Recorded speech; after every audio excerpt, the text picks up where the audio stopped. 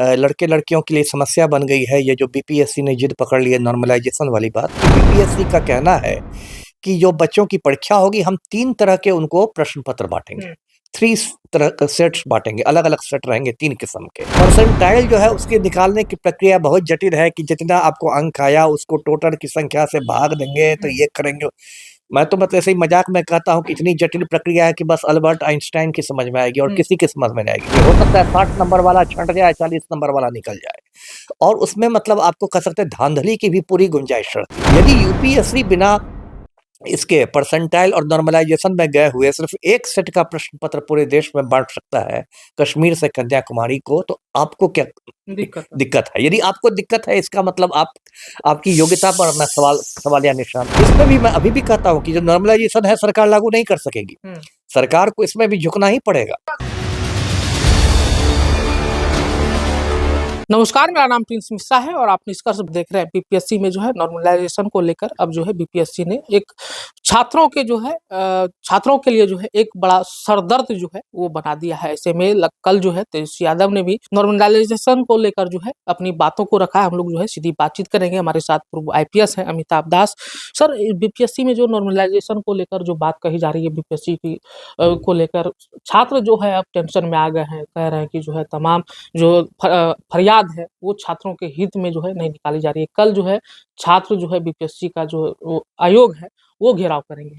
ये सही कहा आपने। देखिए ये बहुत बड़ा मतलब एक लड़के लड़कियों के लिए समस्या बन गई है ये जो बीपीएससी ने जिद पकड़ ली है नॉर्मलाइजेशन वाली बात। मैं पूरी बात दर्शकों को समझाता हूँ ये माजरा क्या है। देखिए अभी 70वीं बीपीएससी की परीक्षा होने वाली है, जो सिविल सेवा वाली परीक्षा होती है 70वीं, और 13 दिसंबर को उसकी प्रारंभिक परीक्षा है, पीटी जिसको कहते हैं।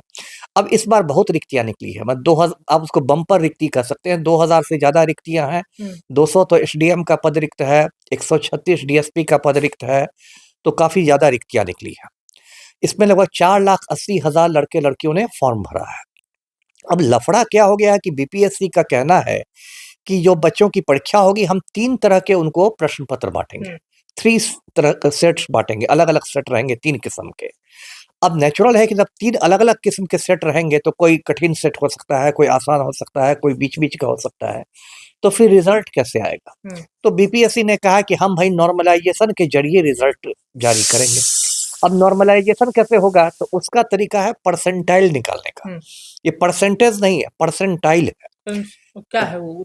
वही मैं कह रहा हूँ, परसेंटाइल है। अब देखिए परसेंटेज तो बहुत सीधी चीज है, बच्चा भी समझता है, दूसरी तीसरी का बच्चा भी समझता है, ये 40% है, 50% है। परसेंटाइल जो है उसके निकालने की प्रक्रिया बहुत जटिल है कि जितना आपको अंक आया उसको टोटल की संख्या से भाग देंगे तो ये करेंगे। मैं तो मतलब ऐसे ही मजाक में कहता हूँ कि इतनी जटिल प्रक्रिया है कि बस अल्बर्ट आइंस्टाइन की समझ में आएगी और किसी की समझ में नहीं आएगी। संक्षेप में समझे कि उसमें बहुत अनिश्चितता की स्थिति रहती है। हो सकता है 60 नंबर वाला छँट जाए, 40 नंबर वाला निकल जाए और उसमें मतलब आपको कह सकते हैं धांधली की भी पूरी गुंजाइश रहती है, भ्रष्टाचार का। क्योंकि जहाँ देखिए पारदर्शिता मतलब कम होगी वहाँ धांधली होगी। तो इसलिए बार-बार बीपीएससी की नियत पर सवाल हो रहा है। यही काम बीपीएससी ने 2022 में भी शुरू किया था, शगुफा छोड़ा था, लेकिन बहुत विरोध हुआ तो वापस लेना पड़ा। अब 1-2 सवाल है मेरा बीपीएससी से कि जो यूपीएससी परीक्षा लेती है संघ लोक सेवा आयोग, वो तो आपकी परीक्षा से कहीं बड़ी परीक्षा है। बीपीएससी तो बस बिहार की परीक्षा ले रही है, यूपीएससी तो कश्मीर से कन्याकुमारी तक एग्जाम लेता है। कहीं ज्यादा लड़के लड़कियां बैठते हैं, कहीं ज्यादा केंद्र होता है। यदि यूपीएससी बिना इसके परसेंटाइल और नॉर्मलाइजेशन में गए हुए सिर्फ एक सेट का प्रश्न पत्र पूरे देश में बांट सकता है कश्मीर से कन्याकुमारी को, तो आपको क्या दिक्कत है? यदि आपको दिक्कत है इसका मतलब आपकी योग्यता पर मैं सवालिया निशान उठाऊंगा। यदि आपको दिक्कत हो रही है तो मैं कहूंगा कि तब आप कुर्सी छोड़ के घर पर बैठ जाइए, नए लोगों को आने दीजिए। पहली बात। दूसरी बात यह है कि देखिए अभी पड़ोसी राज्य उत्तर प्रदेश में यही लफड़ा हुआ। वहाँ समीक्षा पदाधिकारी जो होता है आरओ, उसकी नियुक्ति हो रही थी और उसमें भी यही नॉर्मलाइजेशन का लगाया गया। उसके बाद जो वहाँ यूपीपीएससी का है मुख्यालय इलाहाबाद में है, जिसका नया नाम प्रयागराज हो गया है। इलाहाबाद में हजारों लड़के लड़कियों ने प्रदर्शन किया, वो भी रात भर डटे रहे 2-3 दिन तक।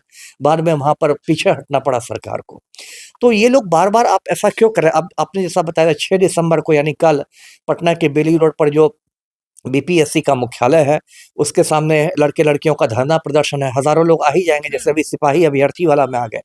तो मैं समझता नहीं हूँ कि जब आप 13 तारीख को उनकी परीक्षा है और 6 तारीख को वो सड़क पर रहेंगे, तो पढ़ाई कब करेंगे? सर, ये भी सवाल होता है कि जिस जी। तरीके से कोई भी आयोग के द्वारा तुगलकी फरमान छात्रों के लिए जो जी। है जारी कर दिया जाता है, जब छात्र सड़क पर उतर जाते हैं, तो उनको जो है फरमान वापस लेना पड़ता है। जी। आपने देखा होगा कि सिपाही भर्ती को लेकर जिस जी। तरीके से लगातार 5 दिनों तक वो लोग बिल्कुल। जो है विरोध करते रहे, बिल्कुल। गर्दनी बाग में तमाम शिक्षक भी पहुँचे थे।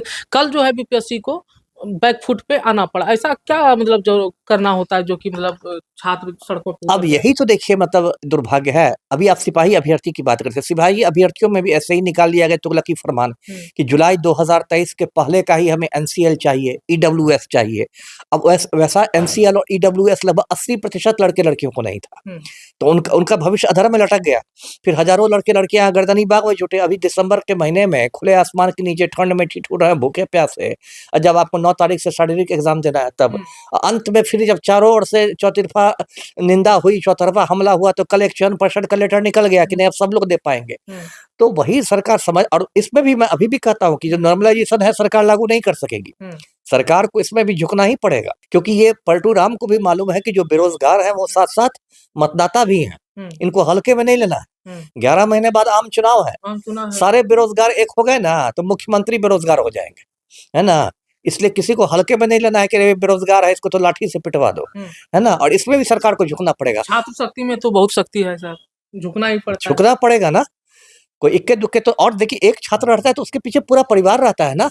एक मान लीजिए 17 साल 18 साल का लड़का है, तो उसके पीछे उसके माँ-बाप हैं, दादा-दादी हैं, भाई-बहन है, वो हवा में थोड़ी छात्र है। उसके साथ पूरा एक परिवार की आशाएँ जुड़ी हुई हैं। अब कैसे खिलवाड़ कर दीजिएगा? ये पलटू राम को बस माफिया डॉन की चिंता है, खाली अनंत सिंह के आगे चपरासी कैसा बने रहते हैं। और देखिए कोई भी जो भर्ती करता है, चाहे सिपाही की भर्ती हो, बीपीएससी की भर्ती हो, ये आम लड़के-लड़कियाँ करते हैं। कोई गौतम अडानी का बेटा बिहार में डीएसपी बनने नहीं आ रहा है। कोई गौतम अडानी का बेटा बिहार में सिपाही बनने नहीं आ रहा है। जो भी भर रहे हैं फॉर्म, वो बहुत सामान्य घर के मध्यम वर्ग के लड़के-लड़कियाँ, किसानों के लड़के-लड़कियाँ वो भर रहे हैं, और उनके प्रति इतना संवेदनहीन होना बहुत गलत है। जी। तो देख सकते हैं जिस तरीके से अमिताभ दास कह रहे हैं कि जो नॉर्मलाइजेशन की बात कही जा रही है, सरकार इसको जो है लागू नहीं कर पाएगी, क्योंकि छात्र शक्ति जो है एकता का प्रतीक है। ऐसे में उनके पीछे अभी आम चुनाव 2025 में जिस तरीके से होना है, उन चीज़ों को देखते हुए भी सरकार इस पर जो है मंथन नहीं कर सकेगी। फिलहाल इस वीडियो में इतना ही। आपकी क्या प्रतिक्रिया होती है कमेंट बॉक्स में जरूर बताइएगा। फिलहाल के लिए धन्यवाद।